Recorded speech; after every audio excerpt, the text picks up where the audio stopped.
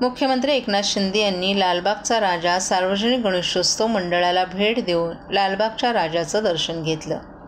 यावेळी राजाचं सहकुटुंब दर्शन घेऊन त्याची मनोभावे त्यांनी आरती केली।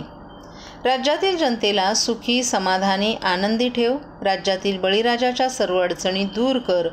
यंदा पाऊस चांगला पडलाय, त्यामुळे बळीराजाचं पीक चांगलं येऊ देत, एवढंच मागणं त्यांनी श्री गणेशाच्या चरणी मागितलं। यावेळी खासदार डॉक्टर श्रीकांत शिंदे, पत्नी लता शिंदे, सून वृषाली शिंदे, नातू रुद्रांश आणि इतर सहकारीही त्यांच्यासोबत उपस्थित होते।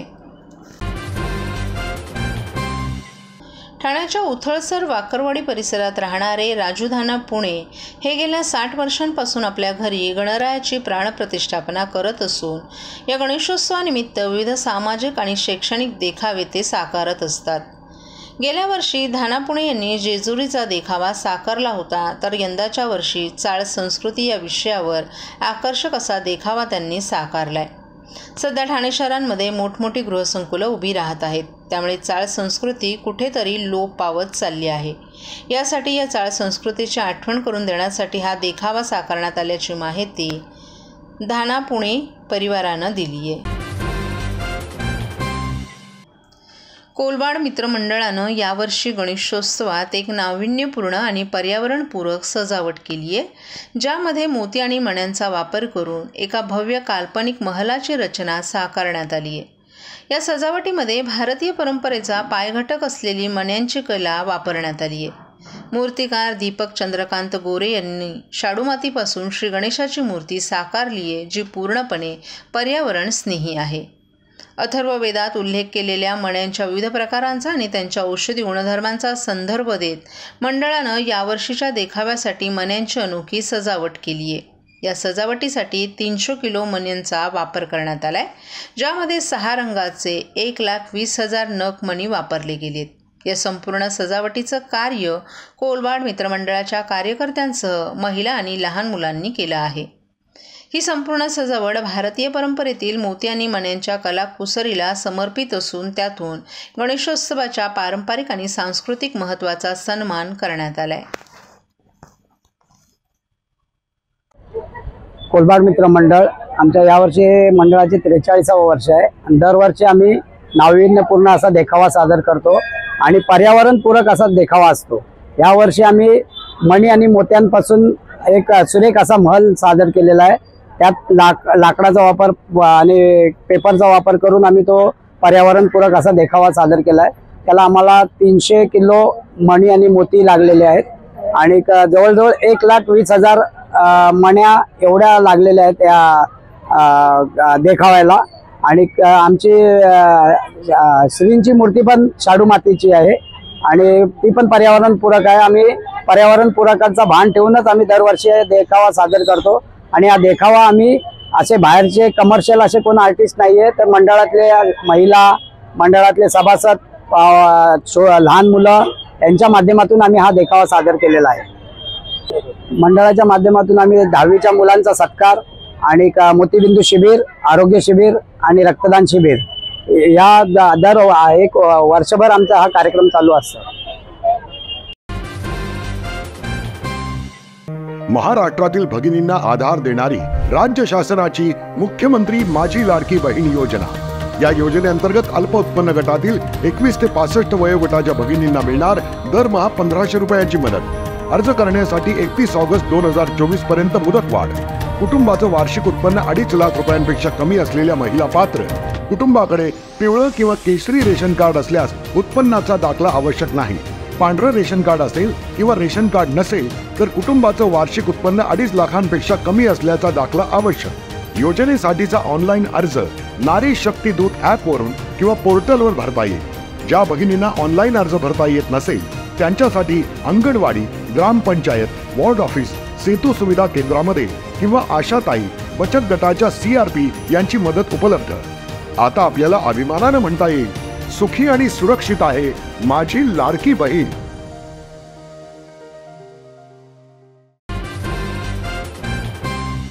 मनोभावे सेवा केल्यानंतर लाडक्या बाप्पाला उद्या निरोप दिला जाणार आहे।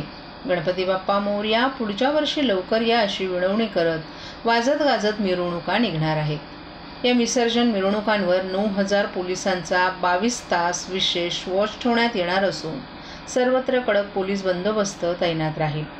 ठाणे शहरासह पोलीस आयुक्तालय क्षेत्रातील कल्याण, डोंबिवली, अंबरनाथ, उल्हासनगर, बदलापूर, टिटवाळा येथेही संवेदनशील ठिकाणी जादा पोलीस फौजफाटा ठेवला जाणार आहे.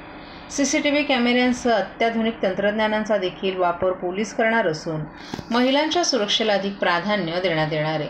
त्यासाठी साध्या वेशातील पोलीस मिरवणुकीतील हालचालींवर लक्ष ठेवतील. ठाणे पोलीस आयुक्त आशुतोष डोंगरे हे स्वतः रस्त्यावर उतरणार असून 5 परिमंडळातील 4 अतिरिक्त पोलीस आयुक्त, 9 DCP, 18 ACP तसंच सुमारे 125 पोलीस निरीक्षकांवर सुरक्षेची कमान सोपवण्यात आली आहे. याशिवाय SRPच्या 5 कंपन्या, 4,500 पोलीस कर्मचारी, 700 होमगार्ड आणि 1 कंपनी रॅपिड ॲक्शन फोर्स हे विसर्जनासाठी रस्त्यावर असणार आहेत. तसंच कोणताही अनुचित प्रकार घडू नये, शहरातील मुख्य म्हणून नाक्यानाक्यांवर चौकाचौकात पोलीस बंदोबस्त ठेवण्यात येणार आहे. आज ईद-ए-मिलाद पाठोपाठ दुसऱ्या दिवशी मंगळवारी गणेश विसर्जन सोहळा असल्यानं ठाणे पोलिसांनी खास खबरदारी घेतली असून दोन्ही उत्सव शांततेत पार पडावेत यासाठी पोलीस आयुक्तालयाच्या हद्दीतील पोलिसांच्या विशेष ड्युट्या लावण्यात आल्या आहेत. 17 सप्टेंबर रोजी ठाणे जिल्ह्यात सकाळपासून विसर्जन मिरवणुका निघणार आहेत. त्यासाठी जिल्हा, ठाणे महापालिका आणि पोलीस प्रशासन सज्ज झाले. विसर्जनाच्या वेळी होणारी गर्दी लक्षात घेता सुरक्षा व्यवस्था भक्कम करण्यात आली असून जिल्ह्यात 35,623हून अधिक घरगुती तर 1,500हून सार्वजनिक गणेश मूर्तींचं विसर्जन होणार आहे. अनंत चतुर्दशीच्या दिवशी सकाळी 9 ते दुसऱ्या दिवशी सकाळी 7 वाजेपर्यंत गणेश मूर्तींचं विसर्जन पूर्ण होण्याचा अंदाज आहे. दरम्यान जिल्ह्यातील धार्मिक स्थळं आणि संवेदनशील भागात हालचालींवर CCTVची नजर असणार आहे. महिला आणि बालकं यांच्यासह सामान्य नागरिकांच्या सुरक्षतेसाठी सर्व खबरदारी पोलीस विभागानं घेतली असल्याची माहिती ठाणे पोलीस आयुक्त ज्ञानेश्वर चव्हाण यांनी दिली आहे.